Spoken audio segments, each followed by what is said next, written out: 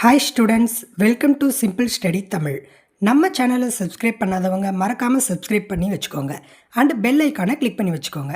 அப்போ தான் நம்ம சேனலில் அப்லோட் பண்ணுற வீடியோஸ் எல்லாம் உங்கள் நோட்டிஃபிகேஷன்ஸ்க்கு வரும்.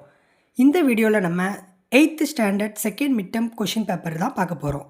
இந்த வீடியோ எதுக்குன்னா கொஷின் பேப்பரை அனலைஸ் பண்ணுறதுக்கு தான். இந்த கொஷின் பேப்பரை பார்த்துட்டு போனாலே நல்லா மார்க் ஸ்கோர் பண்ணலாம். இந்த கொஷின் பேப்பரில் இருக்கிற 1 மார்க்ஸ் 2 மார்க்ஸ் அண்ட் 5 மார்க்ஸ் எல்லாமே நல்லா படித்து வச்சுக்கோங்க.